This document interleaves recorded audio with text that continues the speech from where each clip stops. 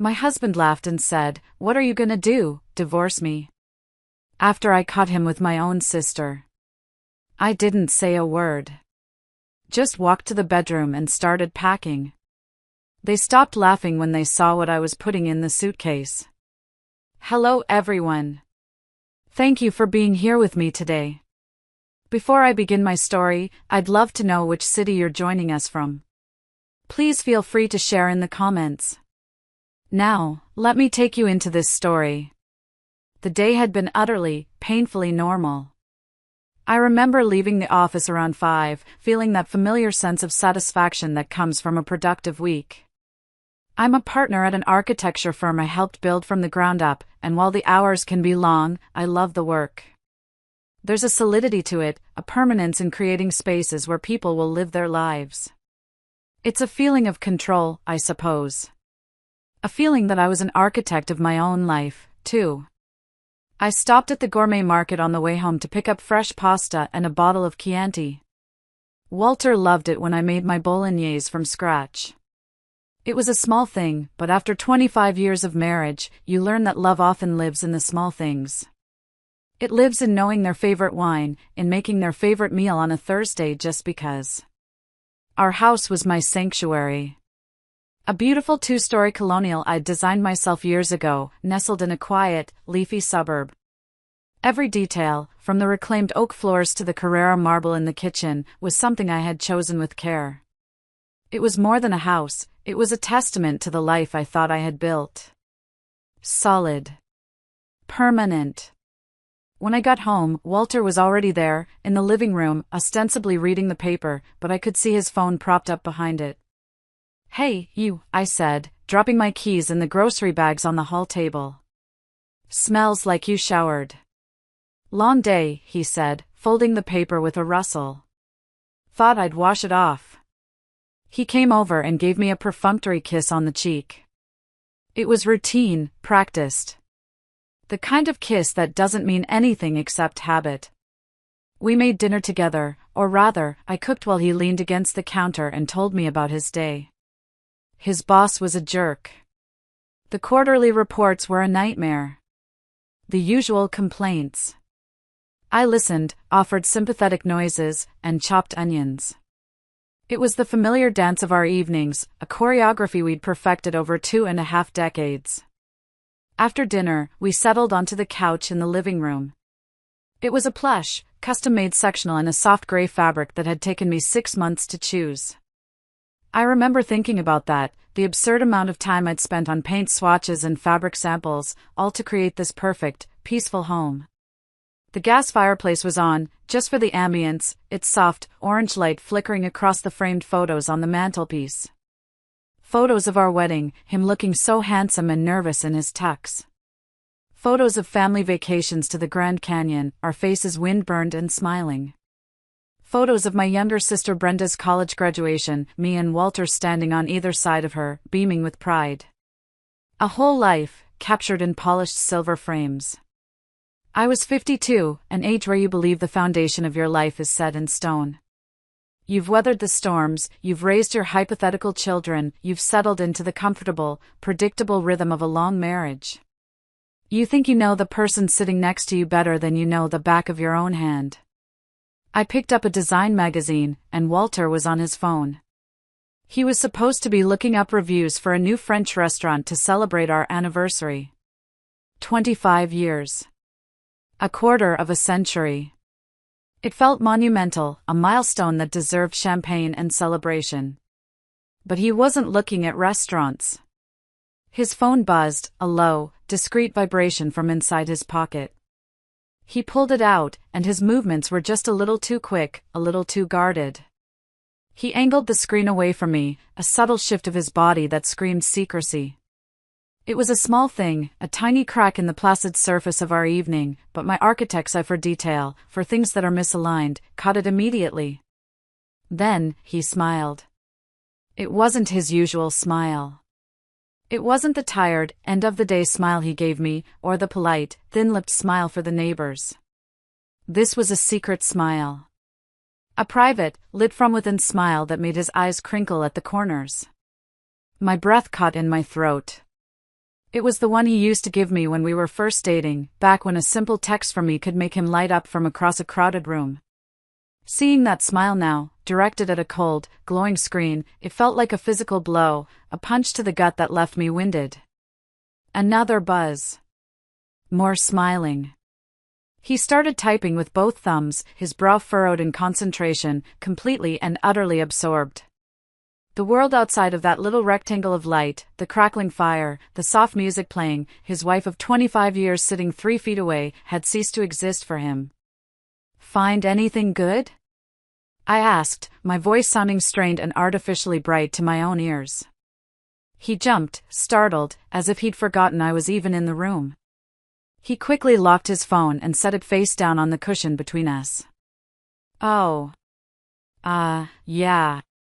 Just an old buddy from college, Mark. Sent a funny meme about his kid." Something felt profoundly wrong. A cold knot started to form in my stomach. Walter's college friends were my friends, too. Mark always sent funny things to our old group chat, not to Walter personally in the middle of the night. But I let it go. You don't detonate a 25-year marriage over a text message. You tell yourself you're being paranoid, that it's your own insecurity talking. You tell yourself to trust him. So I tried. I picked up my magazine, but the elegant blueprints and glossy photos just swam on the page. I couldn't concentrate. All I could see was that smile. That specific, intimate smile that no longer belonged to me. I watched him out of the corner of my eye, this man I had shared a bed with for over 9,000 nights, and for the first time in our life together, he felt like a complete and utter stranger. The silence in the room grew heavy, pregnant with all the things that weren't being said. The peaceful home I had designed to be my sanctuary suddenly felt like a stage set, fragile and fake, and I had the terrifying feeling that the curtain was about to come down. The knot in my stomach didn't go away. It stayed there through the night, a cold, hard lump of dread that made sleep impossible. I lay in our bed, listening to the sound of Walter's even breathing beside me, and felt a chasm opening between us. Every time he shifted in his sleep, I flinched. I replayed the scene on the couch over and over in my head, analyzing every detail, every nuance, trying to convince myself I had imagined it, that I had overreacted. But the image of that smile was burned into my mind. The next day, Friday, I tried to bury myself in work. I went to the office, I sat in meetings about load-bearing walls and zoning variances, I went through the motions of my normal, structured life. But it was like watching a movie of someone else's day. The little voice in the back of my head kept whispering, kept replaying that secret smile. I told myself I was being ridiculous. I was a grown woman, a partner in a successful firm, not some hysterical, insecure teenager. But the feeling wouldn't go away. That evening, the fragile piece I had tried to reconstruct was shattered for good. The evening started with a tense, almost suffocating normalcy. I suggested we order takeout, not having the energy to cook. Walter readily agreed, maybe a little too quickly. He seemed eager to keep things simple, to avoid any real conversation. We ate in front of the TV, watching some mindless sitcom, the sound of the canned laughter filling the space where our own conversation should have been. After dinner, I was in the kitchen, rinsing the plates. Walter was leaning against the counter, scrolling through his phone again. The same posture, the same intense focus. I tried to ignore it. I told myself it didn't mean anything. His phone buzzed. A loud, clear notification sound this time. He'd left the volume on. He set it face down on the granite countertop, the screen dark, and said, "I'm gonna grab that bottle of red from the pantry, the good stuff." He walked out of the kitchen. And in that moment, the universe, or fate, or whatever you want to call it, gave me a choice. I could respect his privacy. I could turn back to my bubbling sink of soapy water, dry the plates, and live with the gnawing, corrosive uncertainty for the rest of my life. Or I could know. I stood there for a long 10 seconds, my heart hammering against my ribs. I could hear him rustling around in the pantry, humming a little tune.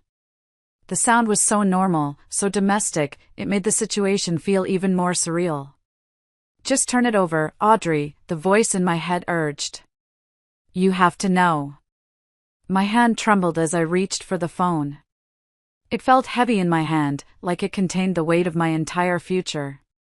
The glass was cool and smooth against my skin. I took a deep, shuddering breath and flipped it over. The screen lit up. And there it was. A notification preview from a text message, clear as day. My brain registered the words before it could process the horror. "Can't stop thinking about last night. You were amazing." For a split second, my mind reeled, trying to make sense of it. An affair. He was having an affair. The pain was sharp, immediate, a white-hot poker to the chest.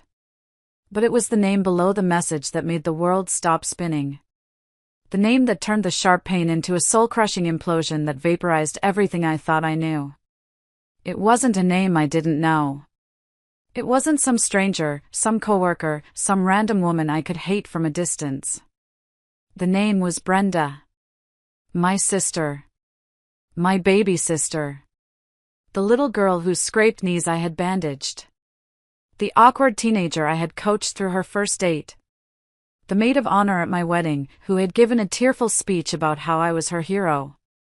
The woman whose photo was on my mantelpiece, smiling her bright, beautiful smile right next to mine. I couldn't breathe.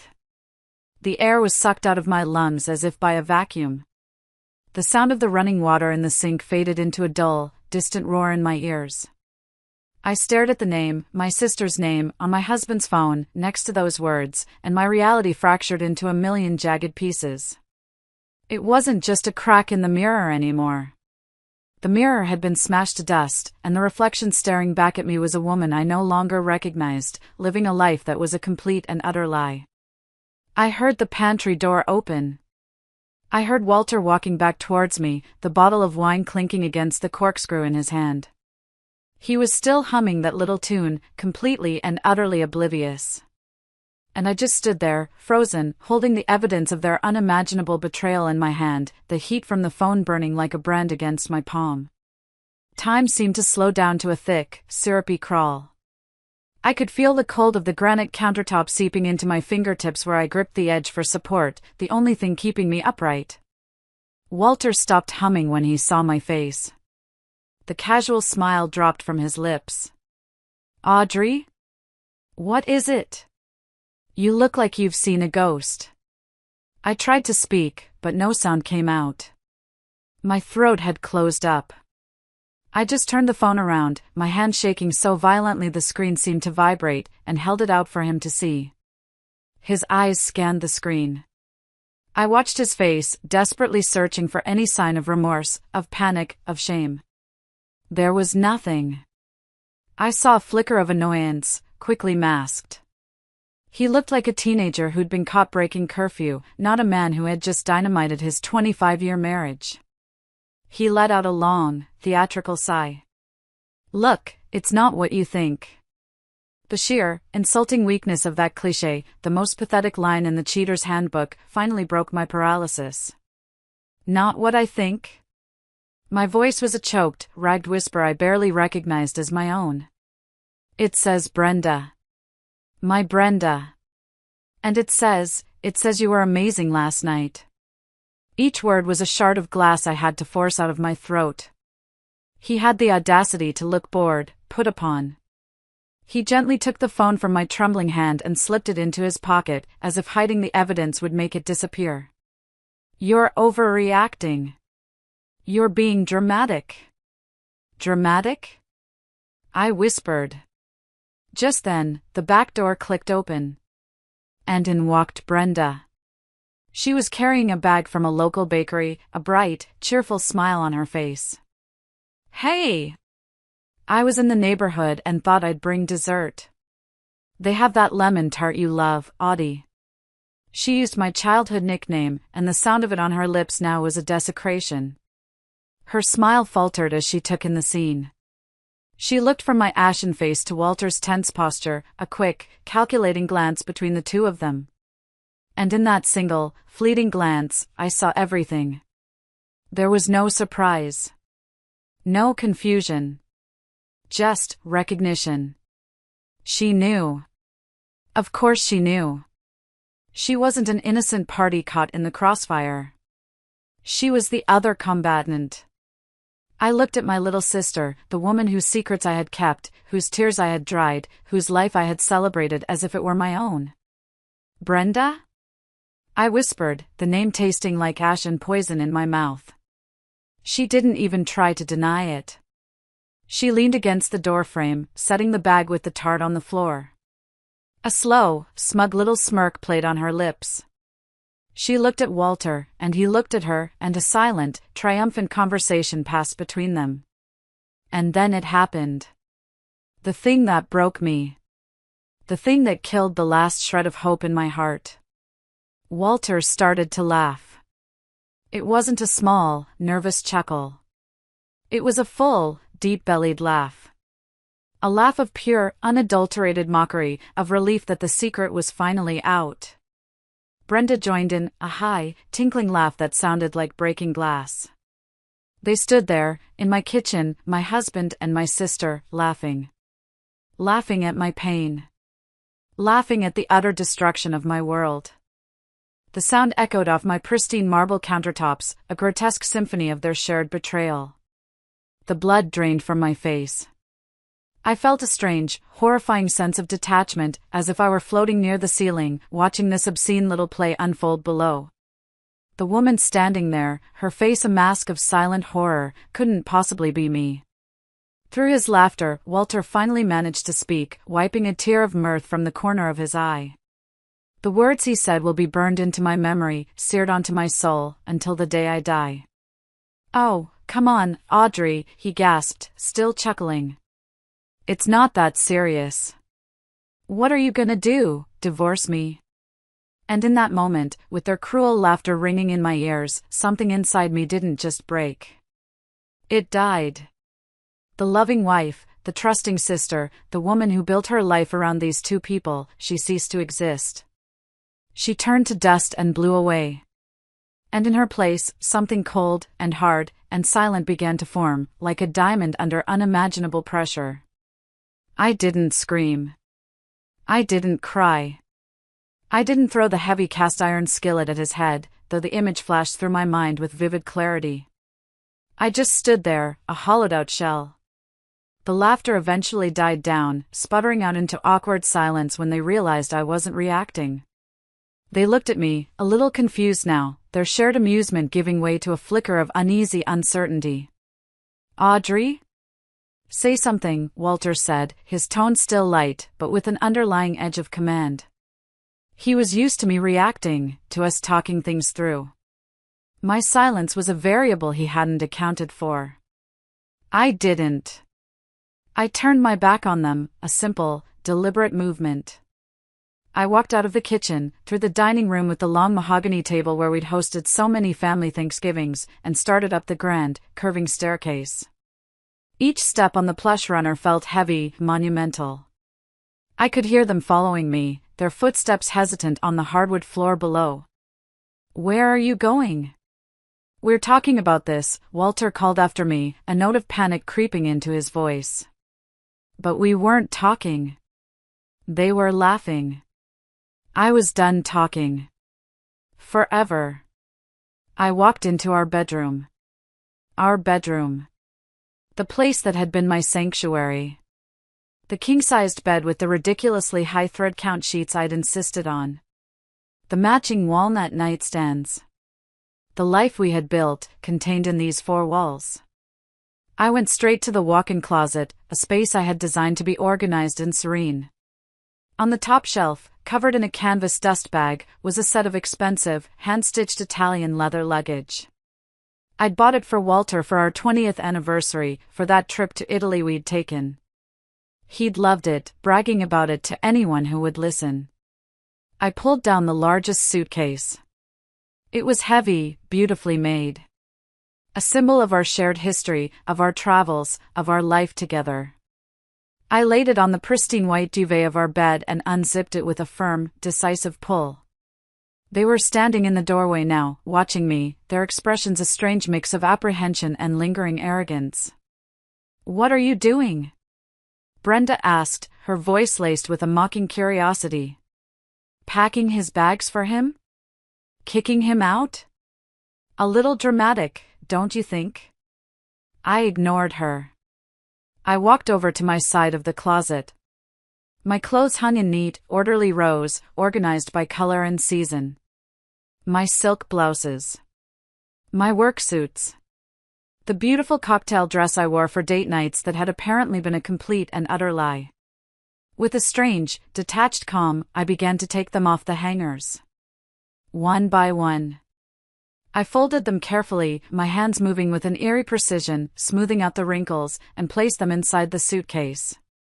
His suitcase. The dress I wore to my father's funeral.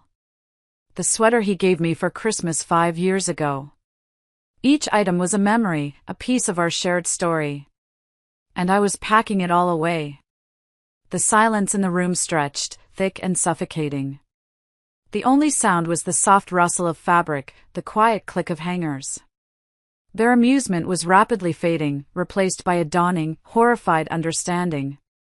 Brenda was the first to finally process what she was seeing. Her voice was a sharp, disbelieving hiss.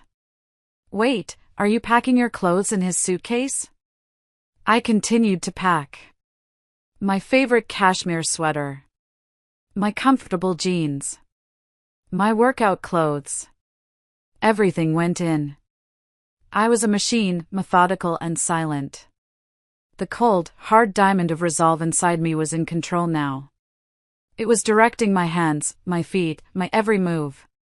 They had wanted to see what I would do. I was going to show them. And I wasn't going to say a single, solitary word while I did it. Their panic was now palpable, a frantic energy radiating from the doorway. "Audrey, stop this. This is childish." "This isn't funny," Walter said, his voice taking on a sharper, more commanding edge. The laughter was a distant memory, replaced by the nervous bluster of a man who was realizing, far too late, that he had fundamentally miscalculated. He had assumed tears, arguments, maybe a plate thrown against a wall.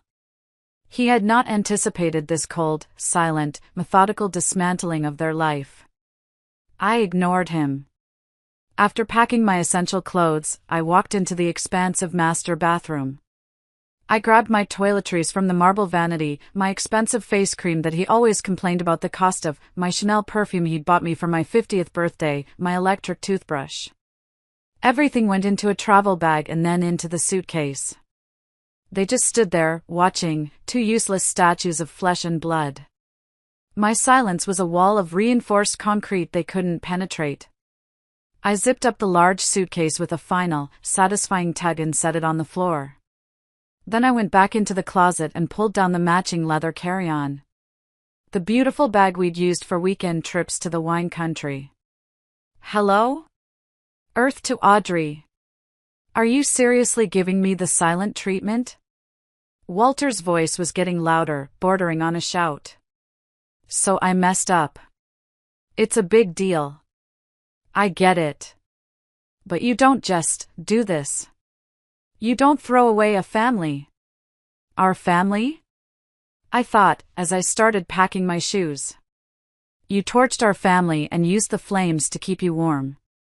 I packed my laptop, my work files, the antique silver picture frame from my desk that held a photo of my parents. As I packed, I sat on the edge of our bed, the bed where I had slept trustingly beside a liar for who knows how long, and pulled out my phone. My fingers were surprisingly steady. Walter and Brenda exchanged a nervous glance. "What are you doing on your phone now?" Brenda asked, her voice shrill. I opened my banking app. It was a blessing, really, a stroke of karmic justice, that I had always been the one who handled our finances. I was the architect, the planner, the one who managed the investments and paid the bills. The house was in my name, I'd made the down payment with a small inheritance from my grandmother. Most of our assets, the cars, the brokerage account, the emergency fund, were all tied to my accounts, my salary. I scrolled to the list of authorized users on my Amex Platinum card. There was his name, Walter Thompson. I remember how thrilled he was when I added him, how he'd flashed the heavy metal card at his friends at the golf club. With a simple tap, a confirmation screen popped up. "Are you sure you want to remove this user?" the app asked. I pressed confirm without a second's hesitation. A small, digital guillotine. Next, the car insurance. The policy for the Lexus he drove so proudly, the one he considered his car, was under my name as part of my multi-car discount plan. I found the number in my contacts and called, putting the phone on speaker. The cheerful, tinny hold music, a generic smooth jazz tune, filled the tense silence of the room. Walter stared at the phone on my lap, his face pale and slack-jawed. "Thank you for calling Allstate, this is Maria, how can I help you?" "Hello, Maria," I said, my voice even in calm, a stranger's voice. "I'd like to make a change to my policy. My policy number is 9-4-7. I gave her the details. The Lexus. And the primary driver to be removed, Walter Thompson. "Audrey, you can't do that," he sputtered, finally rushing forward. "I need that car for work. For my clients." "Ma'am, the change will be effective immediately," the agent chirped on the other end, oblivious. "The vehicle and driver have been removed. Is there anything else I can help you with today?" "No, thank you, Maria. You've been very helpful," I said, and hung up. I looked up at him. His face was a mask of disbelief and impotent fury. You canceled my insurance." I didn't answer. I just went back to my phone, opened the app for our mobile carrier, and with a few more taps, began the process of removing his line from my family plan. His phone would be disconnected by the next billing cycle. One by one, I was cutting the cords that tied him to my life, and more importantly, to my finances. I changed the password to our Amazon Prime account. I changed the password to Netflix. I logged into the smart home app and revoked his access to the security system. Small, digital acts of eviction. And with each tap, I felt a piece of my power returning. The look on their faces was a grotesque mixture of panic and sputtering indignation. Brenda, who had been silently observing with a look of smug superiority, now looked genuinely frightened. The foundation of the comfortable, subsidized life she was trying to insert herself into was being demolished before her very eyes. "This is insane," Walter stammered, running a hand through his thinning hair. "You're throwing away 25 years of marriage over a few stupid texts." "A few stupid texts?" My voice was dangerously low, a growl that came from the depths of my shattered soul. It was the first time I'd spoken directly to him in what felt like an eternity. The cold diamond of resolve inside me was now heating up, turning into a white-hot, focused rage. I held out my hand. "Give me your phone." "What?" "No," he said, clutching it protectively to his chest like a child with a toy. "Walter," I said, my voice leaving no room for argument or negotiation. "You can give it to me now, or I will consider that a full and complete confession and my lawyer will subpoena it in the divorce proceedings. And trust me, it will look much, much worse for you then. Your choice." I knew using those words would get his attention. It did. He hesitated, his jaw tight with fury, then practically threw the phone at me. It landed softly on the duvet. I picked it up. I unlocked it. The passcode was 1-1-2-5.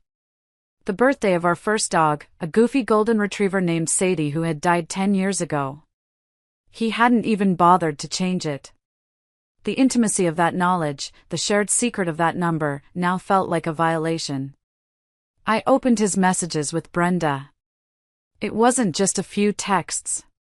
It was a novel. An epic of deceit. It went back months. I scrolled and scrolled, my heart turning to a block of ice in my chest. The sheer volume of their communication was staggering. Good morning texts. Good night texts. Flirtatious banter during the workday. Then there were the pictures. Pictures of my sister, in lingerie I had never seen, posing suggestively in what looked like a hotel room. Pictures that made me physically ill. There were inside jokes, cruel nicknames for me, vile comments about my work, my friends, my body. They had built a whole secret world, and the foundation of that world was their shared contempt for me. Then I found it. The thread from last month. Walter had told me he was going on a business trip, a sales conference in Florida. I had helped him pack. I had driven him to the airport at 5 a.m. I had texted him every night, telling him I missed him. It was all a lie. The messages laid it out in sickening, pornographic detail. It was a romantic getaway with Brenda. She had flown down to meet him. They'd stayed at the St. Regis, a 5-star luxury beach resort. And the worst part? The final, soul-crushing blow? I found the email confirmation he had forwarded to her, the one with the final bill. It had been paid for with my American Express card. The one I had just cancelled. The trip had cost over $8,000. My hands were shaking now, not from weakness, but from pure, unadulterated fury. I looked up from the screen, my eyes locking onto theirs. They both looked away, unable to meet my gaze. I decided to read one of the messages out loud, my voice dripping with venom. Brenda, does she suspect anything?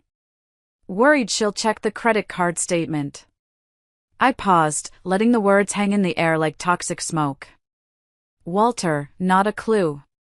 She's too busy managing her little empire to notice me. Besides, she thinks my promotion is coming through, so she won't question any expenses right now. She's predictable. My little empire. The business I had built from the ground up, with sleepless nights and weekends sacrificed at the altar of its success. The business that paid for this house, for his Lexus, for his golf club membership, for their secret, sordid vacation. The rage was so intense I felt like I might actually combust. You took my money, I said, my voice shaking with the effort of keeping it level, to take my sister on a vacation, while lying to my face about a promotion that was never even real. Walter had the nerve to look ashamed for a fleeting second. Brenda, however, just crossed her arms, her chin jutting out in defiance. He deserved a little fun, she said, her voice dripping with poison. You've been so wrapped up in your work for years. You barely pay attention to him anyway. What did you expect? That was it. The final, unforgivable betrayal. Not just the affair, not just the theft, but the justification. The blame. In their twisted, selfish minds, this was somehow my fault. The last vestiges of love, of history, of family connection I had for either of them evaporated in that moment, replaced by nothing but a vast, empty expanse of contempt. I felt a strange, chilling clarity. The path forward, which had been a chaotic mess of pain and confusion moments before, was now illuminated by the harsh, bright fire of my anger. There was nothing left to salvage here. Nothing left to say to these two monstrously selfish people. I closed his phone and tossed it onto the bed. Then I pulled out my own phone again, for the last time in this house. My fingers flew across the screen, my movements efficient and precise. What now? Walter asked, his voice wary, like he was speaking to a wild animal he wasn't sure would attack. Who are you calling now? My mother? I didn't answer him. I dialed my best friend, Janice.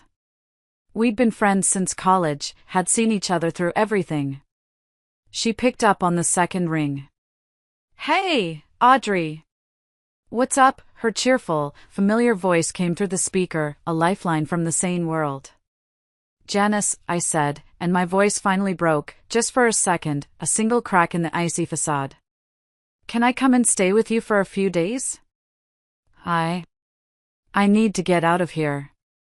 The cheerfulness vanished from her voice, replaced by immediate, urgent concern.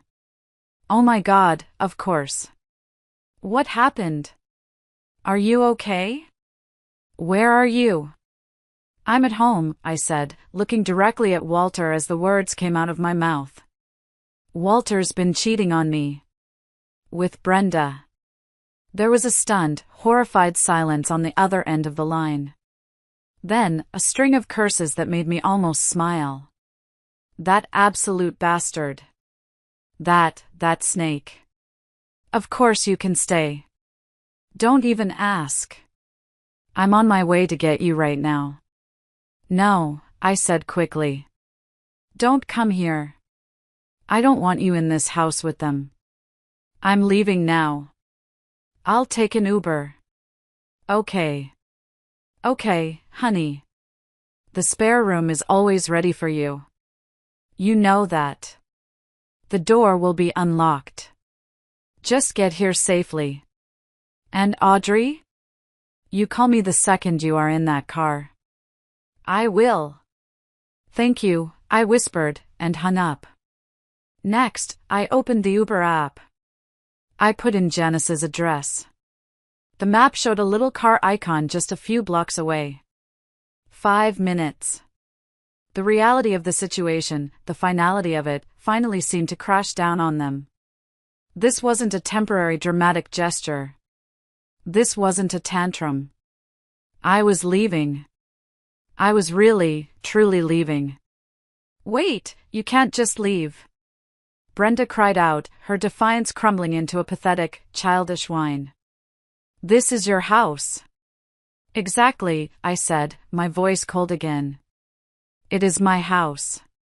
Which is why I'm the one who gets to leave it. You two can stay here, for now. Walter moved to block the doorway, planting his feet like a sentry. Audrey, please. Let's just sit down and talk about this. Like adults. We can fix this. I know we can. We can go to counseling. Counseling? I let out a laugh, a bitter, humorless sound that was more like a bark. You think a 60-minute session with a therapist can fix this? You think we can talk our way back from this? There is nothing to fix. A marriage, a relationship, those are structures that can be repaired. But this? This is a toxic waste dump.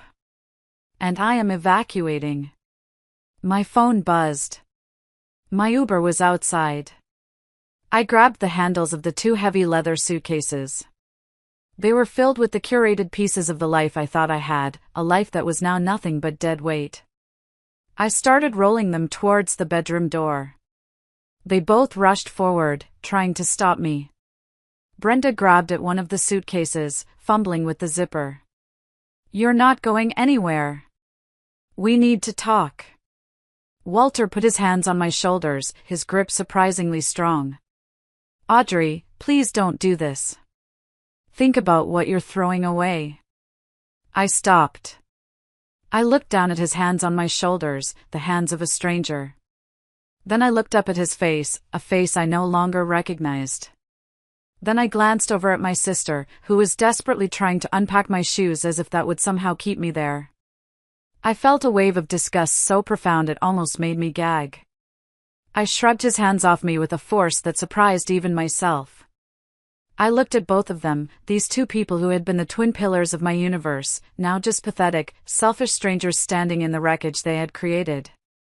You asked me what I was going to do, I said, my voice steady and clear and final. I'm going to live. Without either of you. And with that, I rolled my suitcases past them, down the grand staircase, and out the heavy oak front door of my house for the very last time. I didn't look back. I didn't dare. The cool night air hit my face like a slap, shocking me back into my own body. The Uber, a clean black sedan, was waiting at the curb, its engine humming quietly. The driver, a kind-faced man with graying temples and a gentle smile, got out immediately when he saw me struggling with the heavy bags. Here, ma'am, let me get those for you, he said, his voice soft. He expertly lifted the suitcases and settled them into the trunk. He must have seen the look on my face, the tear tracks on my cheeks, the tremor in my hands, because he didn't ask any questions. He just opened the back door for me and gave me a simple, sympathetic nod. The moment I slid into the back seat and the door clicked shut, the adrenaline that had been coursing through my veins for the past hour vanished as if a switch had been flipped. It left behind a hollow, cavernous emptiness that was almost worse than the rage. The car pulled away from the curb, and I watched my beautiful home, the one with the perfectly manicured lawn and the welcoming gaslights I'd had installed last year, recede in the darkness. My home. My sanctuary. And they were still in it. The thought was a physical violation. Then my phone, which I was still clutching in a white-knuckled grip, started to blow up. First, it was Walter. The screen lit up with his name and photo, a picture of us in Napa, smiling, a lifetime ago. I stared at it, then pressed the red button to decline the call with a vicious jab of my thumb. A second later, a text message appeared. Audrey, pick up the phone. This is insane. You're behaving like a child. I ignored it. Then, Brenda. Her name popped up, and a fresh wave of nausea and betrayal rolled over me. I declined her call, too. A string of texts followed, one after the other, a rapid-fire assault. You can't do this to us. This is your family you're walking out on. You are destroying everything with your selfishness. I was destroying everything? The sheer, breathtaking audacity of it all was almost impressive. The phone kept buzzing, vibrating against my leg, a relentless electronic tether to the two people I now despised more than anyone on earth. It felt like they were trying to pull me back, to drag me back into the toxicity and the lies through that little glowing device. Walter called again. This time, a voicemail notification popped up. Then Brenda. Then Walter again. I watched the screen light up with their names, flashing in the dark car like warning signals. With 2 decisive taps, I found their contacts and I blocked them. The buzzing stopped. The silence in the car was suddenly deafening, broken only by the soft hum of the tires on the asphalt. And in that quiet, as the familiar streetlights of my neighborhood blurred past the window, it finally hit me. The full, crushing, tectonic weight of it all. 25 years of marriage. 50 years of sisterhood. Gone. Vaporized in a single night of cruel laughter and breathtaking betrayal. I looked out the window at the blurry lights of other people's homes, other people's normal lives, and realized silent tears were streaming down my face again, the salt from them stinging the raw skin on my cheeks. I wasn't sobbing. It was a quiet, hopeless kind of weeping for a life that was now over, for a future that had been stolen from me. The driver glanced at me in the rearview mirror, his expression full of concern. Everything all right, ma'am? He asked softly. I couldn't find my voice to answer, so I just nodded, a pathetic little jerk of my head. Then I whispered, mostly to myself, a promise to the broken woman reflected in the window. It will be. And in the quiet of that car, with my whole world packed into a suitcase that wasn't even mine, I felt completely and utterly alone. But telling this story, sharing this with you, it makes me feel a little less alone. If you're still listening, please help me by liking this video and commenting the number 1 below, so I know you're my amazing supporters, and I understand that you're with me on this journey. Your support is an incredible encouragement for me. Please comment the number 1 so I can recognize you, and now, please listen as I continue my story. The first night at Janice's was a blur of shock and exhaustion. She met me at the door, wrapped me in a huge hug, and didn't let go for a full minute. She didn't press me for details, didn't ask 1,000 questions. She just guided me to her spare room, a cozy, safe space, and brought me a cup of tea and a Xanax. I think I slept, but it was a restless, dream-filled sleep haunted by the sound of their laughter. I woke up on Saturday morning feeling like I'd been in a car crash, every part of me aching. But the cold core of resolve inside me was still there. It had hardened overnight into something unbreakable. Janice was my rock. She sat with me at her kitchen table while I stared into a coffee cup, and when I was ready, she didn't offer platitudes. She offered a plan. Okay, she said, her voice firm. What's the first step? A lawyer, I said, my own voice surprising me with its steadiness. Not just any lawyer. The best, most ruthless divorce lawyer in the city. Janice nodded, already typing on her laptop. I know a guy. They call him the Shark. He handled my cousin's nasty divorce. By 9 a.m. on Monday morning, I was sitting in the sterile, overly air-conditioned office of Mr. Arthur Henderson, a man with a shock of white hair, piercing blue eyes, and a reputation for being a shark in a $3,000 tailored suit. I needed a shark. The office was on the 40th floor, with a panoramic view of the city I had helped build. I felt a small, grim sense of irony. I told him everything. I laid it all out on the polished surface of his mahogany desk. The 25-year marriage. The fact that I was the primary earner, with documentation to prove it. The house in my name, purchased with my inheritance. I explained the financial entanglement, the cars, the accounts. Then, I told him about Walter and Brenda, and the events of Thursday night. I had saved the texts from their friends and the unblocked numbers. I played him the voicemail messages they had started leaving, a pathetic, chaotic mix of feigned remorse, angry accusations, and desperate pleading. Mr. Henderson listened patiently, his face impassive, occasionally jotting down a note on a yellow legal pad. He didn't interrupt. When I finally finished, my throat raw, he took off his gold-rimmed glasses and polished them slowly with a silk cloth. Well, Audrey, he said, his voice calm and deeply reassuring. This is a mess. A heartbreaking, despicable mess. But from a legal standpoint, it's remarkably clean. He confirmed what I already suspected. Since I was the sole owner on the deed to the house, Walter and Brenda were, in legal terms, tenants at will, with no lease. They were my guests. And their invitation had been well and truly revoked. We will begin the divorce proceedings immediately, citing adultery with extreme prejudice, he explained, his voice crisp and professional.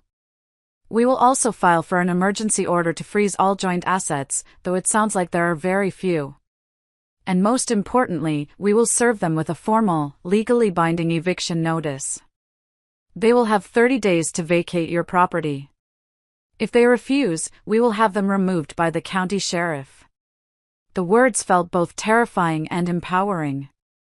Eviction. Sheriff. This was real. This was the mechanism of my freedom. He drafted the papers right there, his paralegal flying into action. The formal notice was dispatched with a process server that very afternoon. I paid the extra fee to have it served immediately. I pictured the scene, a stern-looking stranger showing up at the door of my beautiful house and handing them the crisp, cold, legal documents demanding they leave. Their reaction was immediate and nuclear. My phone, which had been blissfully quiet since I'd blocked them, started vibrating with notifications from unknown numbers and newly created email addresses. They had resorted to new tactics to bypass my blocks. The emails were a torrent of rage and delusion. From Walter, using a new Gmail account, an eviction notice? After everything I've given to this family? After all the support I've given your career? You'll be hearing from my lawyer. You can't just throw me out on the street. I have rights. From Brenda, from an equally new account, you are a cold, heartless monster. I am your sister. I have rights as a resident. I'm not going anywhere. This is my home too now. I forwarded every single message to Mr. Henderson with the simple note, for your files. He replied almost instantly, excellent. Every message is another nail in their coffin. Keep documenting everything. The battle lines had been drawn. They thought they could bully me, that they could intimidate me into backing down with empty threats. They had forgotten who they were dealing with. They had forgotten that I was the one who built the empire they were so comfortably squatting in. And I was about to remind them, with the full force of the law behind me. I knew it was coming. I had been dreading it more than the confrontation with Walter and Brenda, more than the meeting with the lawyer. The phone call. It came on a Saturday morning, a week after I'd left. I was at Janice's kitchen table, sketching designs for a new project on a notepad, trying to find some semblance of normalcy in the meticulous, ordered world of lines and angles. The phone rang, and the caller ID showed a number I knew as well as my own, Mom. My hand hovered over the phone. A part of me, the wounded child part, wanted to just let it ring, to retreat back into the safe cocoon of silence I was building around my shattered heart. But the architect in me, the part that confronts problems head-on, knew I couldn't. I had to face this. I took a deep, fortifying breath and answered. "Hello, Mom." "Audrey, thank God." Her voice was frantic, breathless with a manufactured drama I knew all too well. "I've been calling and calling. Brenda finally told me what happened. She said you had some sort of breakdown, some horrible misunderstanding, and you kicked them out of the house." A breakdown. A misunderstanding. That was the story they were spinning. Of course. It painted me as the unstable one, them as the victims. It was masterful in its cruelty. "That's not what happened, Mom," I said, my voice tired, devoid of the energy needed for this fight. "Audrey, how could you do this?" she barreled on, not listening, her words a tidal wave of guilt. "He's your husband. For 25 years. And Brenda, my God, Audrey, she is your sister. Your baby sister. She called me sobbing, said she has nowhere to go. You can't just throw your own sister out on the street." The injustice of it all was like a physical blow. The fact that her first concern was for the perpetrator, not the victim. "Mom," I said, my voice getting colder. "Did they tell you why I left? Did they tell you that I found them together? That they've been having an affair for months behind my back, in my house, spending my money?" There was a pause. A short, telling silence. I could hear her taking a shaky breath. "Well," she finally said, her voice softer but still laced with reproach. "Brenda said it was a mistake. A terrible, terrible mistake. She feels awful. People make mistakes, Audrey. Good people. Family is supposed to forgive. You can't just throw away a 25-year marriage and your relationship with your sister over one mistake." "One mistake?" I repeated, my voice dangerously quiet. "Mom, it was not one mistake. It was hundreds of mistakes. Hundreds of lies, every single day. And when I confronted them, they laughed in my face. They stood in my kitchen and they laughed. Brenda is very fragile right now," my mother continued, her voice taking on a whiny, pleading tone I despised. "She's always looked up to you. And Walter is your husband. For better or for worse, remember your vows? You owe it to your family, to your father's memory, to try and work this out." That was the word that did it. "Oh. Owe them?" I said, my voice now like ice. "I owe them nothing. I have given them everything for years. I paid for Brenda's graduate school application fees. I gave Walter a no-interest loan to start his failed consulting business. I paid for their secret vacation. What I owe is to myself. I owe it to myself to not be a doormat, to not be a fool, and to not allow my home to be a brothel for my husband and my sister.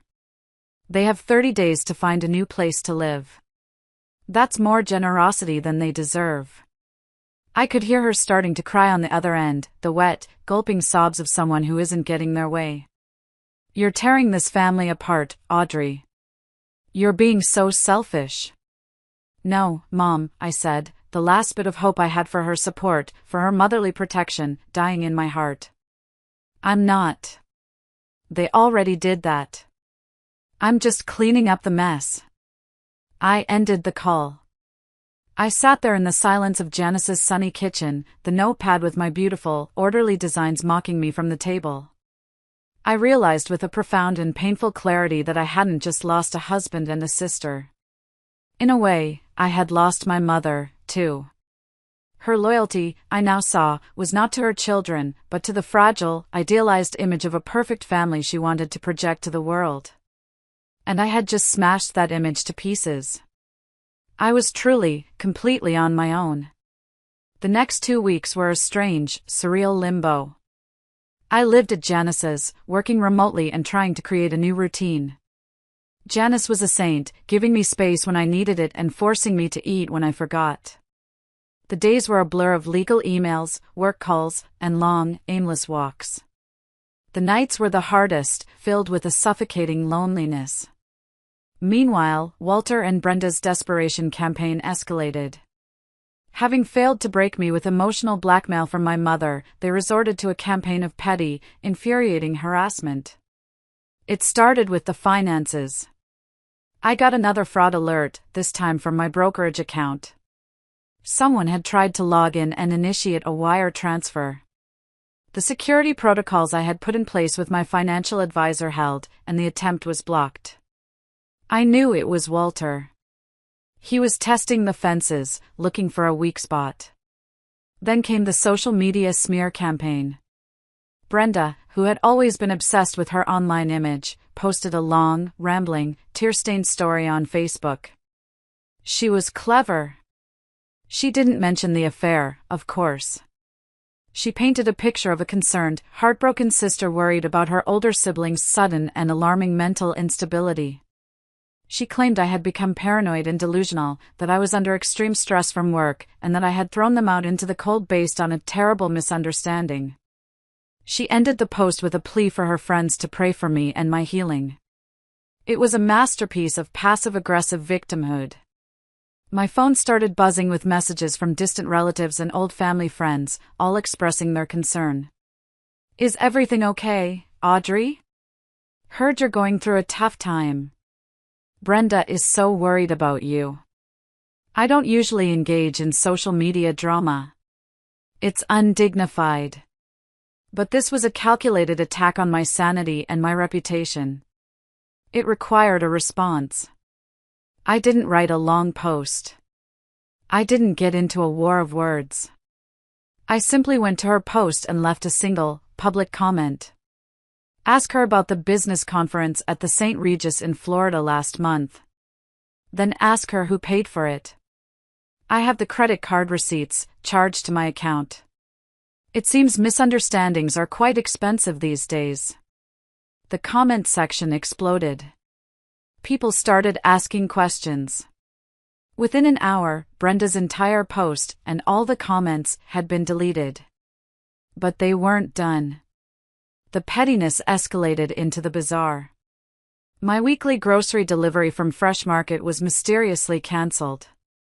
My subscription to the New York Times was suspended for non-payment, even though it was on autopay. A dozen pizzas showed up at Janice's front door one night, ordered in my name. Small, incredibly childish things designed to disrupt my life and get under my skin. Each time, I calmly fixed the issue. I called the credit card company and disputed the charge for the pizzas. I reinstated my subscriptions with new payment information. And I documented everything. Every cancelled subscription, every fraudulent pizza order, every manipulative social media post. I created a folder in my email and sent a summary to Mr. Henderson every evening. His replies were always brief and encouraging. "This is excellent. They are building our case for us." They thought they were harassing me into submission. What they were actually doing was methodically documenting their own instability and malice. They were so blinded by their own entitlement and rage that they couldn't see they weren't fighting me anymore. They were fighting themselves, and they were losing badly. Each petty act was another shovelful of dirt on their own graves. The harassment was a constant, low-level hum of stress in the background of my life. I was becoming numb to it, learning to treat it as a logistical problem to be solved rather than an emotional assault. I was focusing on my own path forward. I spent my days at Janice's, working remotely, and I started the painful but necessary process of untangling my life. I was also looking at new apartments online, scrolling through listings for smaller, brighter places, just for me. The thought of starting over at 52 was terrifying, but with each passing day, it also felt more and more like a necessary, exhilarating liberation. Then they crossed a line. A bright, red, irrevocable line from which there was no coming back. It happened on a Tuesday afternoon. I was on a conference call for work when an email popped up on my screen. It was from my primary bank, the one that held my mortgage and my main checking account. The subject line was innocuous, an update on your recent application. I frowned. I hadn't applied for anything. I opened the email. It was a standard, automated message. "Congratulations on your new auto loan," it said cheerfully. I stared at the screen, my blood turning to ice water in my veins. The voices on my conference call faded into a distant, meaningless buzz. I hadn't applied for an auto loan. My hands trembling, I clicked the link in the email. It took me to a loan document. There it was, in black and white. An application for a $70,000 loan for a brand new Lexus SUV, the same model Walter had been complaining he wanted for months. It had been submitted online, using my full name, my address, my date of birth, and my social security number. And because of my excellent credit score, it had been instantly approved. I felt like I was going to be sick. This wasn't pettiness anymore. This wasn't childish harassment. This was a felony. This was calculated, criminal identity theft. They were trying to saddle me with crippling debt, to ruin the financial stability I had worked my entire life to build. I excused myself from the conference call, my voice a strained whisper. I immediately called the bank's fraud department. The woman on the other end, a calm professional named Linda, listened patiently as I frantically explained the situation, my voice shaking with a mixture of rage and fear. "Yes, ma'am, I see the application here," she said after a few moments of typing. "It was submitted this morning from an IP address linked to your home Wi-Fi network in Northwood." Of course it was. They had used my own internet service, the one I paid for, to commit a federal crime against me. The audacity was simply unbelievable. Linda immediately froze the loan and opened a high-priority investigation. But I knew I couldn't stop there. This was no longer just a messy, painful divorce. This had escalated into something far more dangerous. With a heavy heart and a sense of grim finality, I did something I never in my wildest nightmares thought I would do. I picked up the phone and called the police department. I asked to file a formal report for identity theft and attempted grand larceny against my husband, Walter Thompson, and my sister, Brenda Clark. I had to drive to the local precinct. I sat in a sterile, uncomfortable plastic chair under flickering fluorescent lights and recounted the entire sordid story to a tired-looking detective named Miller. I had to give him my social security number, my date of birth, all the intimate details of my life that they had stolen and twisted for their own gain. I showed him the emails, the eviction notice, the loan application. Detective Miller was surprisingly kind, his eyes full of a weary sympathy. "Ma'am," he said when I was done, leaning back in his squeaky chair. "You did the right thing. We see this kind of thing, coercive control, financial abuse, more than you'd think in contentious separations. They've given us a very clear motive, and a digital trail to follow. We'll open an investigation immediately." When I walked out of the police station into the late afternoon sun, I didn't feel triumphant. I just felt empty. And incredibly sad. They had been so consumed by their greed and their pathological desire to hurt me that they had been willing to risk their own freedom. They had forced my hand, and now the consequences would be out of my control. The family drama had now become a police matter. And I knew, with a chilling certainty, that this was the beginning of the end. The final days leading up to the eviction deadline were filled with a tense, ominous silence. The harassing emails stopped. The unknown numbers stopped calling. It was the calm before the storm, a dead, heavy quiet that was more unsettling than their noise had been. I spent the time in a flurry of activity, finalizing the lease on a new apartment and arranging for movers, trying to focus on the future instead of the impending confrontation. The 30th day arrived. It was a gray, overcast Friday morning, the sky threatening rain. Mr. Henderson had arranged for me to meet him at the house at 10 a.m. to formally retake possession. He had been adamant, "Do not go alone, Audrey. I will be there, and I have already coordinated with the local sheriff's department. 2 deputies will meet us there as a civil standby." When I pulled up to my own street, a street I had lived on for 15 years, my heart was pounding a frantic, painful rhythm against my ribs. I saw Mr. Henderson's black Mercedes parked behind 2 official-looking sheriff's department vehicles. He was waiting for me on the sidewalk, his face grim, a leather briefcase in his hand. "They're still inside," he said quietly as I walked up. They refused to answer the door for the deputies. My stomach churned with a mixture of fear and anger. I had hoped, foolishly, that they would just be gone. That they would have packed their things and slunk away in the night, leaving me to pick up the pieces in peace. Of course, they wouldn't make it that easy. The 2 sheriff's deputies were professional and firm. They were large men, and their presence was both intimidating and deeply reassuring. The senior deputy knocked on the heavy oak door one last time, his knuckles making a loud, authoritative sound. "Sheriff's Department. Open the door." Silence. "All right," he said, turning to his partner. He used a tool to bypass the lock, and the door swung open with a soft click. "Ma'am, Mr. Henderson, please stay behind us." We stepped inside. The stench hit me first. A vile combination of stale cigarette smoke, rotting garbage, and cheap air freshener. The house, my beautiful, immaculate house, was destroyed. The pristine oak floors were scuffed and stained. Garbage was everywhere. Greasy pizza boxes, empty wine bottles, overflowing trash bags piled in the corners. My beautiful silk curtains had been torn from the rods. The plush gray sectional couch had a long, deliberate slash across the cushions, its white stuffing spilling out like intestines.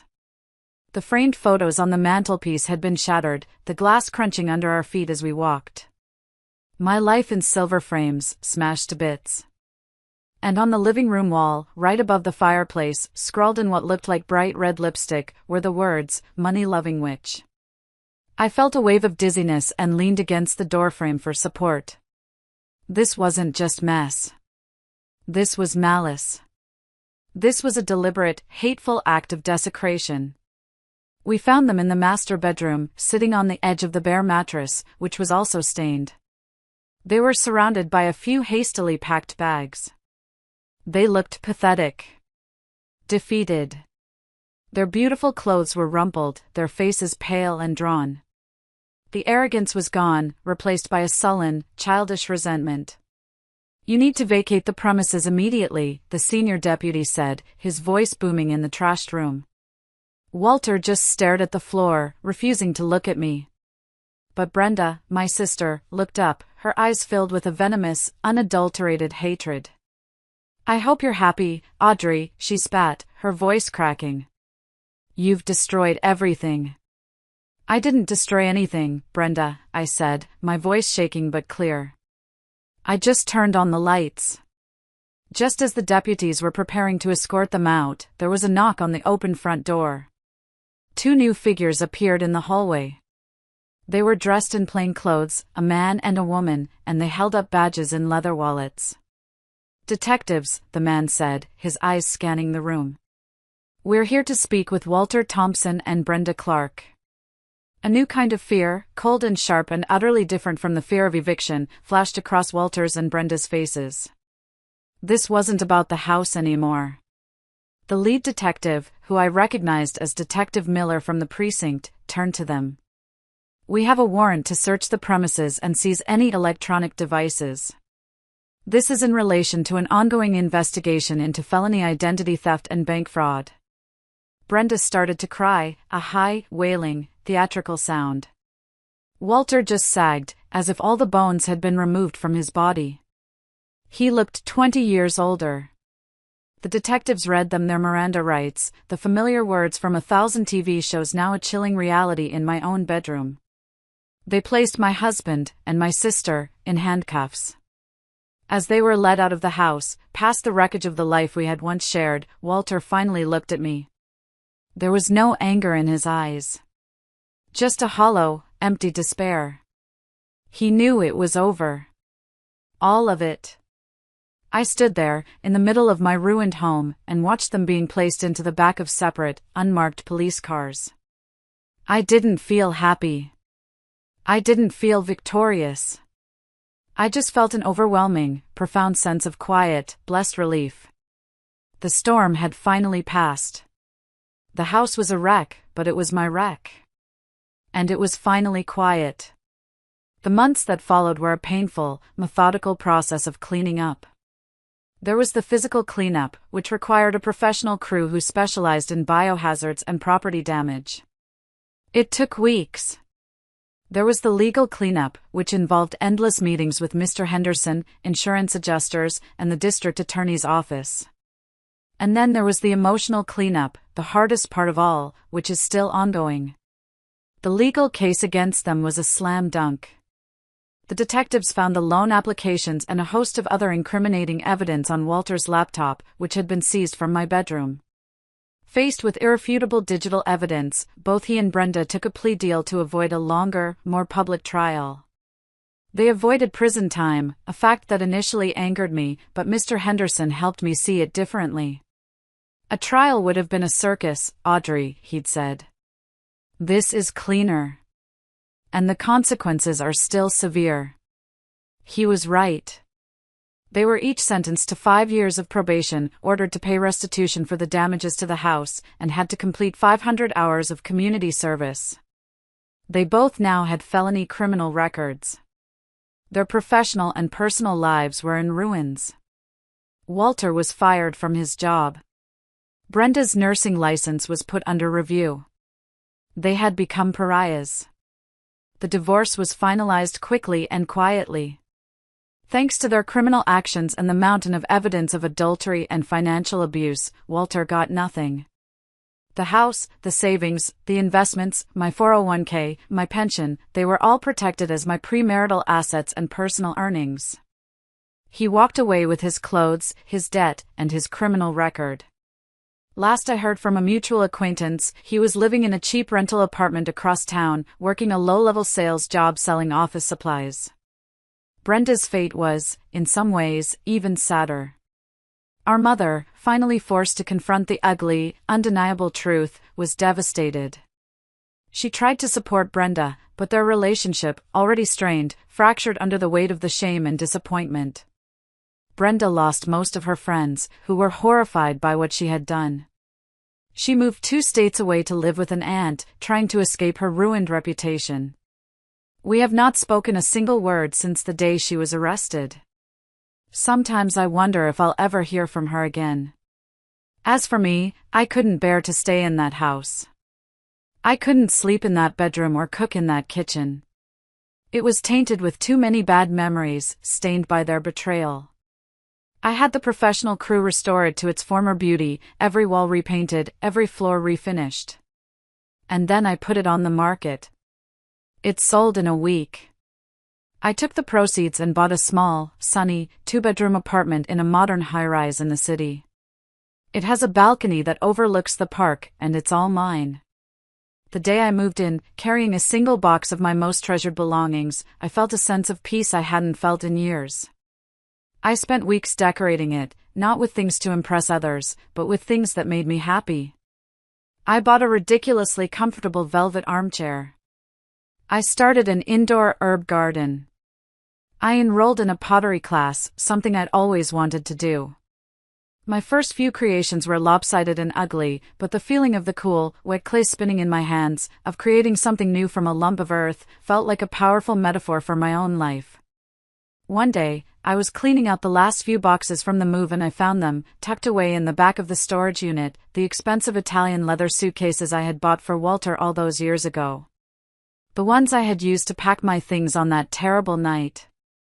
I stood there for a long time, just looking at them, these symbols of a life and a love that had been a lie. I didn't hesitate. I dragged them down to the building's large dumpster and threw them in, one after the other. They made a satisfying thud as they hit the bottom. The next day, I went out and bought myself a brand new set of luggage. It was lightweight, durable, and a beautiful, vibrant shade of sapphire blue. It was mine. My life is smaller now, and much quieter. But it's real. It's honest. And it's entirely my own. Last week, I booked a trip. A solo trip. 2 weeks on the coast of Spain, something I've always dreamed of. I'm going to eat tapas, drink wine, and sit on the beach and read books. Sometimes, late at night when the city is quiet, I still hear their laughter. I still remember Walter's smug, taunting question, "What are you gonna do, divorce me?" He thought it was a threat. He thought it was the worst thing that could possibly happen to me. He had no idea it would be the beginning of my salvation. He had no idea that I would do exactly that, and so much more. I would not only divorce him, I would dismantle the life he took for granted, I would hold him and my sister accountable for their crimes, and I would build a new life from the ashes, a life of my own making, one carefully chosen piece at a time. And that's my story. It was the hardest, most painful thing I've ever been through, but I came out the other side. If you've ever felt betrayed, if you've ever been made to feel small or foolish, I hope hearing this lets you know that you are not alone, and that you are so much stronger than you think. Thank you for listening.